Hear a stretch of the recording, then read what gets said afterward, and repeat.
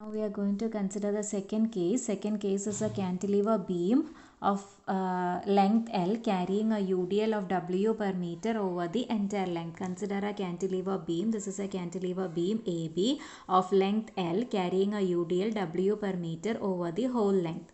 We are considering a section XX at a distance of small x from B. Okay, we are considering a section XX at a small distance of small x from B.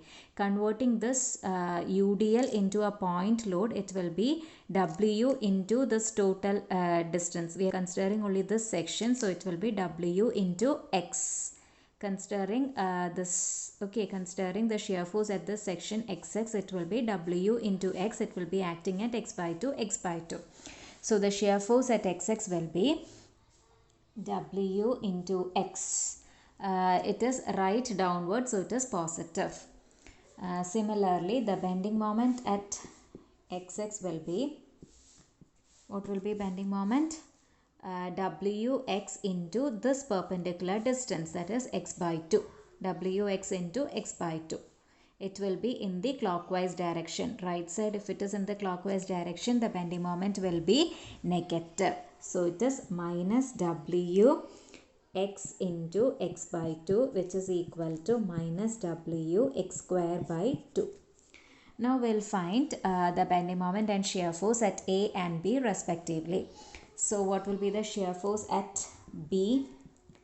At B, the shear force will be W into X. At B, the shear force will be W into X. So at B means X is equal to 0.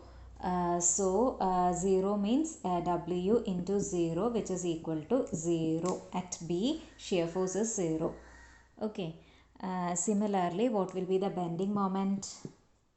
Bending moment will be minus W into 0 by 2. 0 square by 2. That will also be 0. Similarly, at A. At A, what will be the shear force? Shear force will be X is equal to L. At B means X is equal to 0. At A means X is equal to L. At X equal to L means shear force will be equal to W into L. That is WL. And bending moment will be minus W into L square by 2. Minus W into L square by 2. That is minus WL square by 2. That is the bending. So in this case, we are finding at the middle also. At the middle point also, because in order to get the shape only, we are finding it as such. At middle also, X is equal to L by 2. So shear force will be equal to W into L by 2 and bending moment will be equal to W into L by 2 the whole square, that is WL square by 8. L by 2 the whole square is L square by 4 into 2 is 8. So WL square by 8. So these are the values.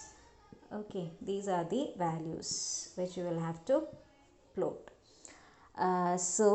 In this case, the variation will be for shear force diagram it will be linear, but for bending moment diagram it will be a parabolic variation. Shear force diagram, it is varying from 0 and WL. 0 WL by 2 WL. Bending moment is varying from 0 minus WL square by 8 and minus WL square by 2. So this bending moment variation will be parabolic and shear force variation will be linear. So in this case, shear force variation will be linear and bending moment variation will be parabolic variation.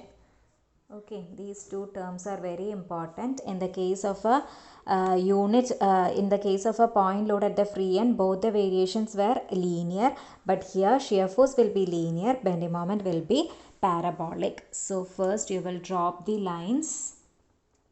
Okay, similar to the for any type of bending moment diagrams, you will have to drop the lines like this. Okay, middle also you can drop.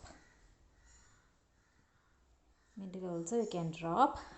Then you will draw the shear force diagram first. Shear force diagram, it is increasing from in this at the B point it is 0.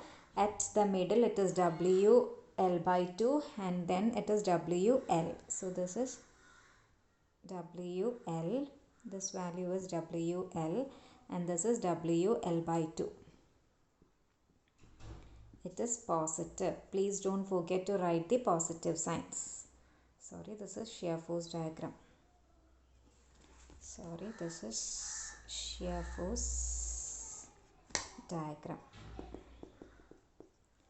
Now when you are drawing the bending moment diagram, it is 0 at this end.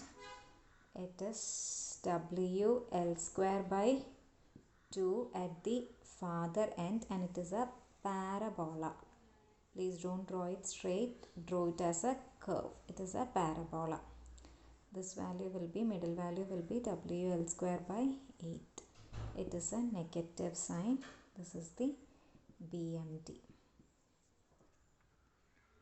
So hope it's clear. The variation will be linear for SFD and parabolic for BMD.